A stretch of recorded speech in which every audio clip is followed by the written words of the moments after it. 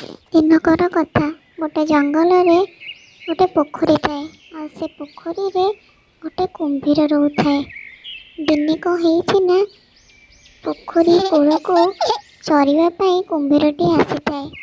ଏହି ସମୟରେ ଗୋଟେ ସେଉ ତଳେ ପଡ଼େ। ଯେତେବେଳେ ସେ ଦେଖେ ସେଉ ତଳେ ପଡ଼ୁଛି, ସେ ମନେ ମନେ ଭାବେ, ଛା, ସେଉ କ'ଣ ଉପରୁ ପଡ଼ୁଛି? ଛା, ଏ ଗଛରେ କିଏ ଅଛି କି? ସେତେବେଳେ ସେ ଡାକେ, ଓ ଭାଇ, କିଏ ଅଛ? ସେ ଗଛରେ କିଏ ଅଛ? ଏହି ସମୟରେ ମଣିଷଟିଏ ଆସି କୁହେ, କ'ଣ ହେଲା? କ'ଣ କହୁଛ? ହଁ, ମୁଁ ଏ ଜଙ୍ଗଲରେ ଅଛି, ଆଉ ମୁଁ ସେଉ ଖାଇବାକୁ ଆସିଛି। ଏକଥା ଶୁଣି କୁମ୍ଭୀର ମନେ ମନେ ଭାରି ଖୁସି ହେଇଯାଏ। ସେ ଭାବେ, ଯାହା ହଉ, ଆଜି ଏ ଭୋକିଲା ପେଟକୁ ଗୋଟେ ଆହାର ମିଳିଗଲା। କିନ୍ତୁ ସେ ମନେ ମନେ ପାଞ୍ଚେ ଯେ ମୁଁ ଏ ମଣିଷକୁ ଖାଇବି କେମିତି? ସେ ଭାବିଲା, ମଣିଷ ତ ଖାଇବାକୁ ଆସିଛି ସେଉ, ଆଉ ମୁଁ ତାକୁ ବୁଦ୍ଧି ଖଟାଇ ଏ କୂଳରୁ ସେ କୂଳକୁ ନେଇ ଆଉ ଭଲ ସେଉ ଅଛି କହି ତାକୁ ମୁଁ ନେଇ ପୋଖରୀ ମଝିରେ ଖାଇଦେବି। କିନ୍ତୁ ମଣିଷ ବି ମନେ ମନେ ଭାବେ ଯେ ଏ କୁମ୍ଭୀର ଭାରି ଚାଲାକ ଅଛି। ଇଏ ଭାବୁଥିବ ମୋତେ କେମିତି ଖାଇବ। ମୋତେ ସେଥିପାଇଁ ସଜାଗ ରହିବାକୁ ପଡ଼ିବ।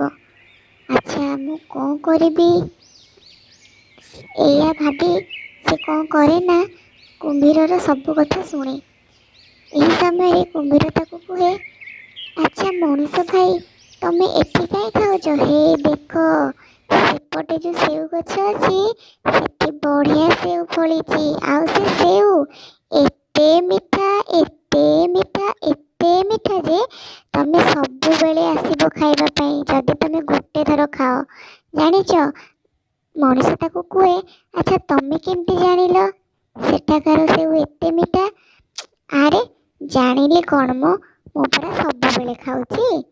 ତମେ ସିନା ଏଇଠି ଖାଉଛ ବୋଲି ଜାଣିନ, କିନ୍ତୁ ମୁଁ ସବୁବେଳେ ଖାଉଛି। ମୁଁ ତେଣୁ ଜାଣିଛି ସେ ସେଉ ବହୁତ ମିଠା। ଆଚ୍ଛା, ମୁଁ କେମିତି ଯିବି ସେଠିକି ଖାଇବା ପାଇଁ ଯେ? ଏହି ସମୟରେ କୁମ୍ଭୀର କୁହେ, ମଣିଷ ଭାଇ, ତମେ କାହିଁ ଏତେ ଚିନ୍ତା କରୁଛ? ତମେ ମୋ ସାଙ୍ଗରେ ଦୋସ୍ତି କର ନା, ମୁଁ ତମକୁ ନେଇ ସେଉ ଗଛ ପାଖେ ପହଞ୍ଚେଇ ଦେବି। ଆଚ୍ଛା, ମଣିଷ କୁହେ, ମୋତେ କେମିତି ନେଇ ସେଠି ପହଞ୍ଚେଇବ? ତମେ ଜାଣିପାରୁନ କି? ଆରେ ମୁଁ ପରା ନଈ ପହଁରା ଜାଣିଛି। ପହଁରା ଜାଣିଛି, ମୁଁ ପାଣିରେ ରହିବା ଯିବ, ଆଉ ମୁଁ ତମକୁ ନେଇପାରିବିନି? ଏହି ସମୟରେ ମଣିଷ କହେ, ଆଚ୍ଛା ତମେ କେମିତି ମୋତେ ନେବ? ମୁଁ କେମିତି ଯିବି? ତମେ ସିନା ପହଁରା ଜାଣିଛ, କିନ୍ତୁ ମୋତେ ପହଁରା ଜଣା ନାହିଁ। ନା, ତମେ ଚିନ୍ତା କରନି ମଣିଷ ଭାଇ। ତମେ ଗୋଟେ କାମ କର, ତମେ ମୋ ପିଠି ଉପରେ ବସ, ଆଉ ମୁଁ ତୁମକୁ ନେଇକି ଆର ପାରିରେ ଛାଡ଼ିଦେବି। ସେହି କଥା ଶୁଣି ମଣିଷ କହେ, ହଉ ଠିକ୍ ଅଛି, ମୁଁ ତମ କଥାରେ ରାଜି, କିନ୍ତୁ ତମେ ମୋତେ ଠିକ୍ ଠାକ୍ ନେଇ କୂଳରେ ପହଞ୍ଚେଇ ଦେବ ତ? ହଁ ମ, ତମେ ଚିନ୍ତା କରନି। ତମେ ମୋ ସାଙ୍ଗରେ ଦୋସ୍ତି କରିଛ, ମୁଁ କ'ଣ ସେମିତି କେବେ କରିପାରିବି? ତମେ ଆରାମସେ ବସ। କିଛି ବାଟ ଯିବା ପରେ କୁମ୍ଭୀରଟି କ'ଣ କଲା, କୂଳକୁ ନେବା ବଦଳରେ ଭିତରକୁ ନେଇ ଚାଲିଲା। କିନ୍ତୁ ମଣିଷ ଏହି ସମୟରେ ଭାବିଲା, ଆରେ ଇଏ କ'ଣ ମୋତେ ସେପଟକୁ ନେବା ବଦଳରେ ଭିତରକୁ ନେଲାଣି? ଏବଂ ସେ କହିବାକୁ ଲାଗିଲା, ଆରେ ଆରେ କୁମ୍ଭୀର ଭାଇ, ତମେ ମୋତେ ଭିତରକୁ କୁଆଡ଼େ ନେଉଛ? ମୋତେ କୂଳକୁ ନେବ ପରା। ହଁ ହଁ, ମୁଁ ନେଉଛି ତମକୁ, ଏଇପଟ ଦେଇ ତ ପଳେଇବା ଆଉ। ଏମିତି କହି କୁମ୍ଭୀରଟି କ'ଣ କଲା, ମନେ ମନେ ଭାବିଲା, ଆରେ ମୁଁ ଯଦି ଟିକେ କୂଳକୁ ନ ନେବି ତାହେଲେ ମଣିଷ ମୋତେ ଅବିଶ୍ୱାସ ଭାବିବ, ଆଉ ଯଦି ତାକୁ ପହଁରା ଆସୁଥାଏ ସିଏ ଡିଆଁ ମାରି ପଳେଇବ। ନାଇଁ ନାଇଁ, ମୋତେ ଟିକେ କୂଳ ଆଡ଼କୁ ନେବାକୁ ପଡ଼ିବ। ଏହି ସୁଯୋଗର ମଣିଷ ଅପେକ୍ଷା କରିଥାଏ। ଏହି ସମୟରେ ମଣିଷ କ'ଣ କରେ ନା, ଗଛକୁ ଡେଇଁବାକୁ ଡେରି ହୁଏ। ଏହି ସମୟରେ କୁମ୍ଭୀର କ'ଣ କରେ, ହଉ ହଉ ମୁଁ ନେଉଛି। ମଣିଷ କିନ୍ତୁ ଚାଲାକି ହେଇ ତାକୁ କୁହେ, ଗଛକୁ ଡେଇଁବା ପୂର୍ବରୁ ଆକୁ ଠିକ୍ ବୁଦ୍ଧି ଶିଖେଇବି।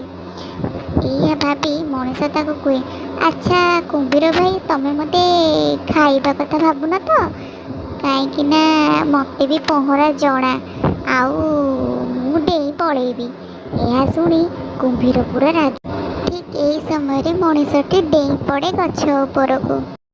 ଏହା ଦେଖି କୁମ୍ଭୀରଟି ବହୁତ ଜୋର ରାଗିଯାଏ ଆଉ ତାକୁ କୁହେ, ଏଥରକ ସିନା ତୁ ବଞ୍ଚିଗଲୁ, ଆଉ ଥରେ ମୋ ହାବୁଡ଼ରେ ପଡ଼ିଲେ ତତେ ମୁଁ ଖାଇଦେବି। ମଣିଷଟି ବହୁତ ହସେ, କହେ, ଶୁଣ କୁମ୍ଭୀର, ତତେ କିଏ ବିଶ୍ୱାସ କରିବ? ଆଉ ଗୋଟେ କଥା ମନେ ରଖ, ବୁଦ୍ଧି ଥିଲେ ଉପାୟ ଆପେ ଆପେ ଆସେ, ବୁଝିଲୁ?